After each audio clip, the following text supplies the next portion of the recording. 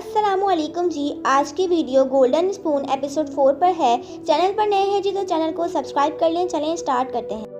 Starting में हम देखते हैं कि संगचुन को जो मैसेज आया होता है उसे लगता है कि तायुंग ने उसे मैसेज किया है, पर वहीं पर जब वो उस नंबर पर फ़ोन करता है तो वहाँ पर जूही का फ़ोन रिंग करने लगता है, जिसकी वजह से संगचुन को लगता है कि वो नंबर जूही का है। लेकिन फिर वहीं पर टीचर आ जाती हैं। जूही टीचर से सॉरी करके फ़ोन काट देकर संगचुन बहुत हैरान रह जाता है। फिर वो होंग तायुंग बनकर अपने दोस्तों के पास जाता है और उनसे पूछता है क्या तुमने देखा है कि वो एनवलप मेरी बुक में आज किसने रखा था। तो फिर उसके दोस्त कहते हैं कि वो एनवलप तो मैंने ही रखा था, कि मुझे लगा कि वो एनवेलप तुम्हारा है। तभी वहाँ पर संगचुन उनसे कहता है क्या तुम्हें पता है कि उसके अंदर क्या था। तो उसके दोस्त कहते हैं कि तुम्हें लगता है कि हमने तुम्हारे पैसे चुराए हैं। देखो भाई, उस एनवेलप में जितने भी पैसे थे हमें नहीं पता, पर वो एनवेलप खाली था और हमने कोई पैसे नहीं चुराए। वहीं पर संगचुन दिल में सोचता है कि इन लोगों को लेटर के बारे में कुछ नहीं पता, और फिर वो और भी परेशान हो जाता है कि लेटर आखिर निकाला तो निकाला किसने है। उसके बाद संगचुन क्लास में आता है और जूही को देखता है और उसे लगता है क्या इसी ने तो मुझे मैसेज नहीं किया था, क्योंकि इसका ही फ़ोन रिंग किया था और वो एनवेलप भी मेरी बर्थडे में मुझे इसी ने दिया था। उसके बाद जब सब क्लासरूम से चले जाते हैं तो संगचुन चुपके से क्लासरूम में जाता है और फिर वहाँ पर जूही के बैग से फ़ोन निकालकर उसे ऑन करने की कोशिश करता है, ताकि वो देख सके कि उस नंबर पर जिससे उसको मैसेज आया था क्या वो जूही का तो नहीं है। लेकिन फिर वहीं पर जूही अपना फ़ोन लेने के लिए क्लासरूम में आती है तो संगचुन को उसके फ़ोन के साथ देखती है। जूही को बहुत गुस्सा आता है और वो संगचुन को बहुत बातें सुनाती है कि तुम मेरे फ़ोन के साथ क्या कर रहे हो। जूही तो संगचुन को होंग तायुंग समझती है और वैसे भी वो होंग तायुंग को पसंद नहीं करती, इसलिए वो बहुत गुस्सा करती है। तभी संगचुन उसको पूछता है कि तुम्हें सुबह किसका कॉल आया था। तो जूही उसको बताने से मना कर देती है, पर फिर भी वो पूछता है कि ये बहुत इंपॉर्टेंट है। तो जूही कहती है कि मेरे पापा की कॉल आई थी, और वो उसे अपने फ़ोन में दिखा देती है और यकीनन उसके पापा की ही कॉल आई हुई होती है।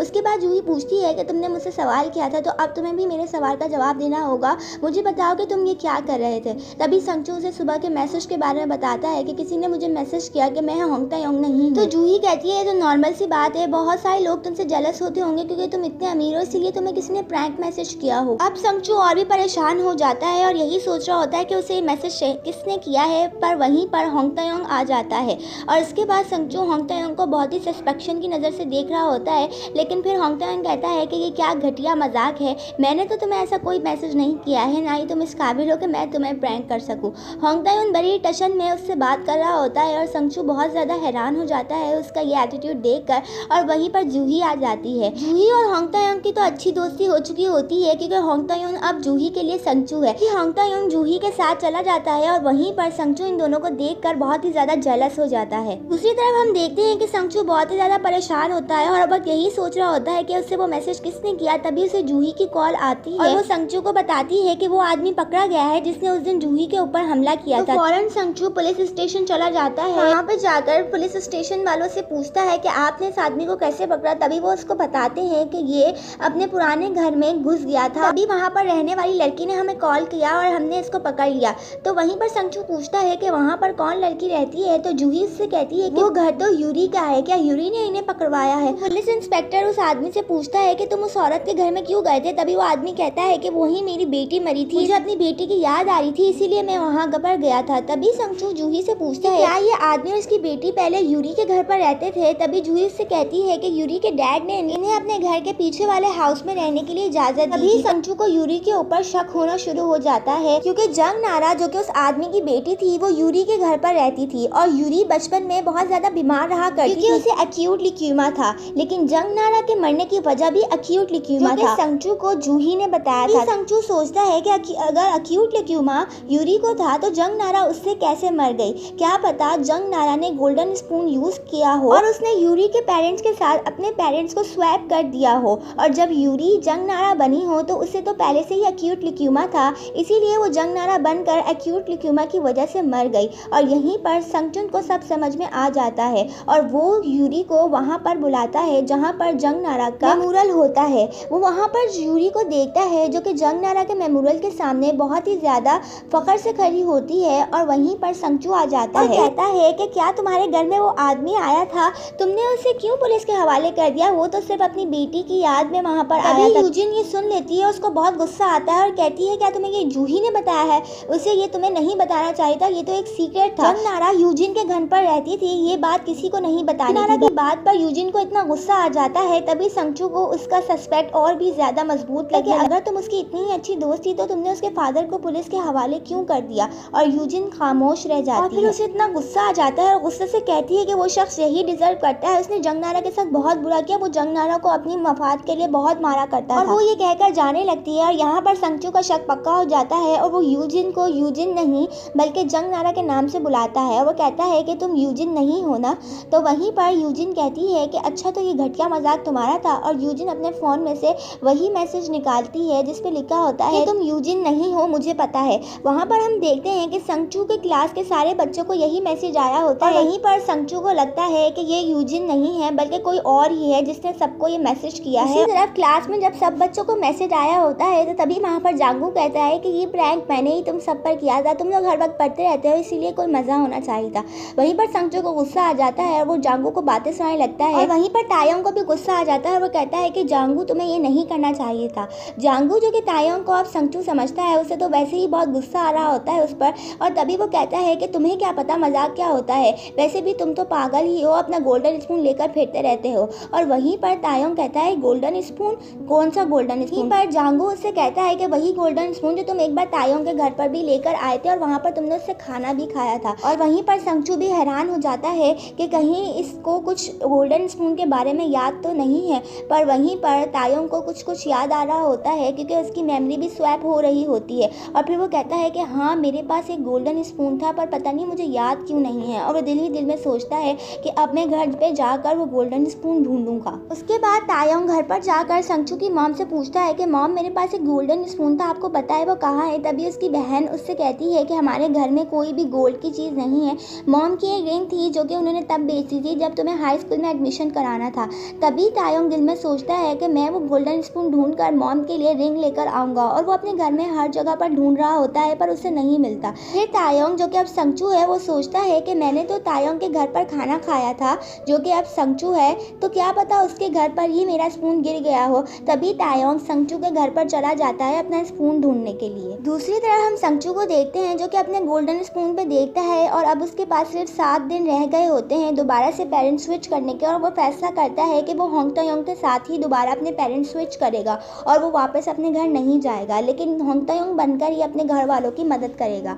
और उसके बाद फिर वो अपने घर वालों के लिए एक अपार्टमेंट खरीदने के लिए जाता है। संगचू को वो अपार्टमेंट बहुत पसंद आता है और उसे अपने घर वालों की याद भी आने लग जाती है और वो सोचता है कि मैं अपने घर वालों के पास वापस दोबारा चला जाता हूँ। लेकिन फिर उसे गरीबी का याद आता है और कहता है कि नहीं, मैं होंग तायोंग बनकर ही अपने घर वालों की मदद करूँगा, मैं वापस नहीं जा सकता।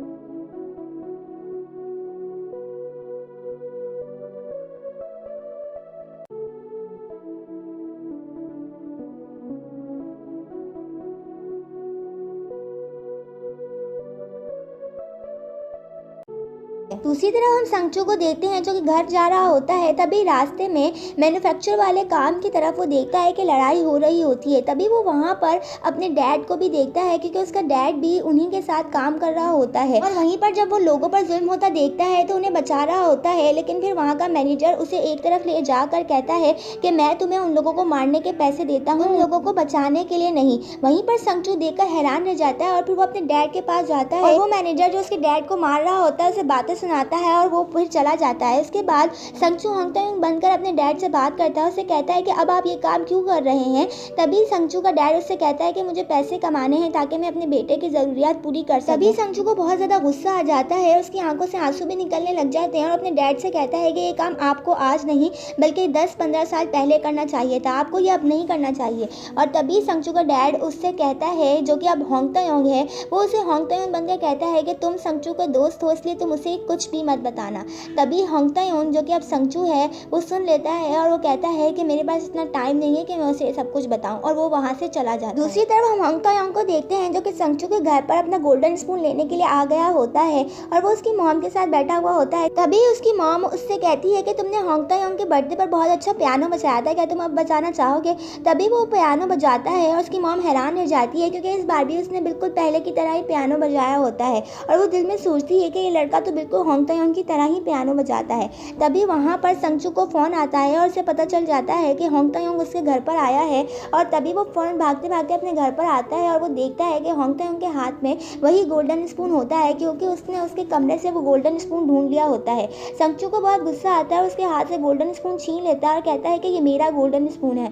तभी होंग तायोंग संगचू से कहता है कि ये मुझे याद है, ये मेरा गोल्डन स्पून है, शायद तुम्हारे घर पर भूल गया था। और संगचू को फिर और ज़्यादा गुस्सा आ जाता है। वो होंग तायोंग से कहता है कि शायद तुम्हारे पास कोई गोल्डन स्पून हो लेकिन ये मेरा गोल्डन स्पून है। संगचू का ये ओवर एक्ट देख होंग तायोंग भी हैरान रह जाता है और कहता है ठीक है, इस गोल्डन स्पून को तुम ही रख लो, पर तुम कुछ ज़्यादा ही ओवर एक्ट कर रहे हो। और ये कहकर होंग तायोंग वहाँ से बाहर निकलता है। तभी वो देखता है यहाँ पर प्रेसिडेंट हुआंग आ जाते हैं और वो अब होंग तायोंग को संगचू समझते हैं, इसलिए वो उससे कहते हैं कि तुम संगचू ही हो ना। लेकिन होंग तायोंग तो अपने डैड से असल में बहुत डरता है, भले ही वो स्वैप हो चुका हो, लेकिन वो प्रेसिडेंट हुआंग को देख के बहुत ही ज़्यादा डर जाता है और वहाँ से भाग जाता है। होंग तायोंग को प्रेसिडेंट हुआंग से बहुत ही ज़्यादा डर लगता है और उसे पैनिक अटैक हो जाता है जो कि उसे मामूली तौर पर होता ही है। लेकिन अब तो वो संगचू बन चुका है और उसे नहीं पता होता कि अब वो क्या करे, ना ही उसके पास कोई मेडिसिन होती है। उसका पैनिक अटैक बहुत ही ज़्यादा सीवियर हो जाता है और उसे सांस भी नहीं आ रहा होता। तभी वो फ़ोन करके संगचू के डैड को बुलाता है, बड़े ही प्यार से हैंडल करता है और उससे कहता है कि तुम आहिस्ता आहिस्ता सांस लो।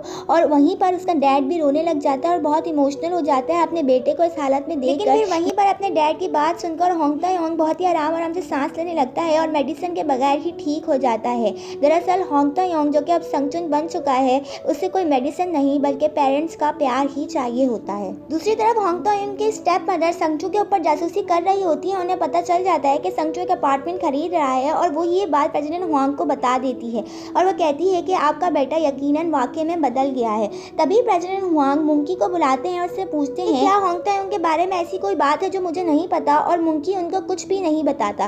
तभी प्रेसिडेंट हुआंग दिल में सोचते हैं कि मुंकी भी अब मुझसे झूठ बोल रहा है। दूसरी तरफ हम जांगू और यूजिन को देखते हैं और यहाँ पर हमें पता चलता है कि वो मैसेजेस कोई प्रैंक मैसेजेस नहीं थे, बल्कि जांगू ने यूजिन के कहने पर झूठ कहा था। दरअसल वो यूजिन ही थी जिसने संगचू को मैसेज किया था, लेकिन जब संगचू को यूजिन पर शक हो गया था तभी यूजिन ने जांगू से कहकर वो मैसेज सबको करवाया ताकि संगचू को लगे कि ये एक प्रैंक है। दूसरी तरफ हम देखते हैं जब जंग नारा जो कि अब यूजिन है वो अपने डैड को जाते हुए देख रही होती है और वो दिल में सोचती है कि आपके साथ यही होना चाहिए, आप डैड कहने के भी लायक नहीं है।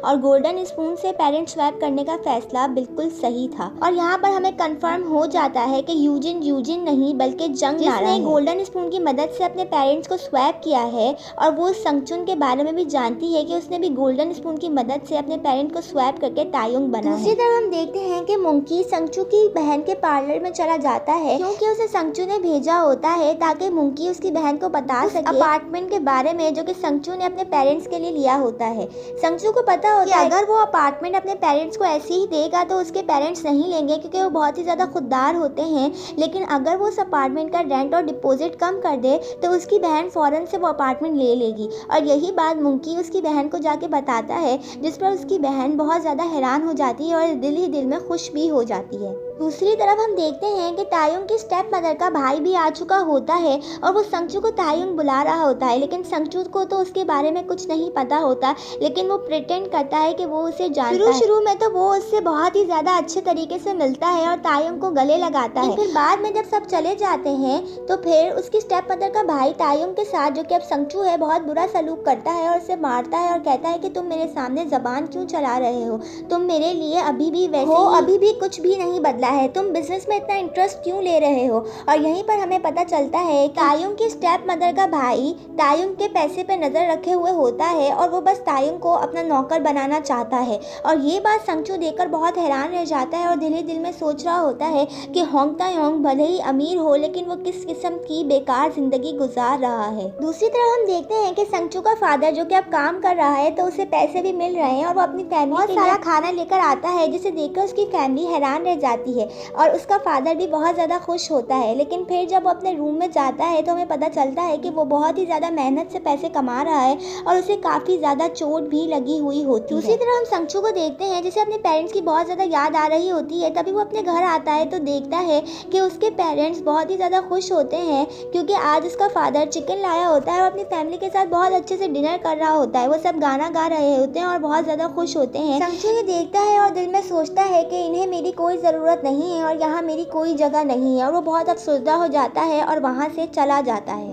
उसके बाद अगले दिन हम देखते हैं कि जब संगचू का फादर काम के लिए जाता है तो वो लोग देखते हैं कि आज लोग बहुत ही ज़्यादा गुस्से में हैं और उनके पास बहुत ज़्यादा हथियार हैं और आज वो लोग डेवलपमेंट वालों को बहुत ही ज़्यादा गुस्से से देख रहे होते हैं। यकीनन आज कुछ बुरा होने वाला होता है लेकिन डेवलपमेंट टीम में पूरे इंस्ट्रूमेंट के साथ आई होती है और फिर वो उन लोगों को हटाने के लिए ब्रिज पर चढ़ जाते हैं। दूसरी तरफ हम देखते हैं कि संगचू के गोल्डन स्पून पर 0 लिखा हुआ होता है, यानी कि उसका 1 महीना ख़त्म हो चुका होता है और उसका एक मौका भी ख़त्म हो चुका है। अब उसके पास 2 मौके बचे हैं। अगर अब वो पेरेंट स्वैप करेगा तो उसको 1 साल के लिए उसी करेक्टर में रहना पड़ेगा और फिर संगचू सोचता है कि वो वापस अपनी ज़िंदगी में नहीं जाएगा और इसी तरह होंग तायोंग बनकर रहेगा। उसके बाद हम देखते हैं कि जब होंग तायोंग स्कूल जाता है तो वहाँ पर उसे संगचू मिलता है जो कि असल में होंग तायोंग होता है। वो लोग बात कर रहे होते हैं। तभी होंग तायोंग को फ़ोन आता है और उसमें पता चलता है कि उसके फादर को बहुत ज़्यादा चोट लगी है और वो हॉस्पिटल में है। और जब वो ये बात अपने मुँह से निकालता है तो उसके सामने खड़ा हुआ संगचू सुन लेता है और वो बहुत ज़्यादा परेशान हो जाता है क्योंकि असल में तो संगचू के फादर को ही चोट लगी होती है। जब संगचू हॉस्पिटल जाता है तो वो अपने फादर को ढूंढता है और जैसे ही वो अपने फादर को देखता है तो वो बहुत ज़्यादा रोने लगता है क्योंकि उसके फादर को बहुत ही ज़्यादा चोट लगी हुई होती है और वो बहुत ही ज़्यादा बीमार होते हैं। संगचू ये देख नहीं पाता और रोने लगता है और रोते रोते अपने फादर को डैड कहता है और कहता है कि डैड आपको क्या हुआ, डैड प्लीज़ आंखें खोलें। और वहीं पर हम देखते हैं प्रेसिडेंट हुआंग भी वहाँ पर मौजूद होते हैं और वो संगचू को, जो कि अब तायंग है, उसे देख रहे होते हैं। तभी संगचू देखता है कि वहाँ पर प्रेसिडेंट हुआंग ने संगचू को किसी और को डैड कहते हुए सुन लिया होता है और यहीं पर इस एपिसोड का एंड होता है। वीडियो अच्छी लगी हो तो चैनल को सब्सक्राइब कर दें, लाइक कर दें, शेयर कर दें एंड कमेंट कर दें। Thank you so much. अल्लाह हाफिज़।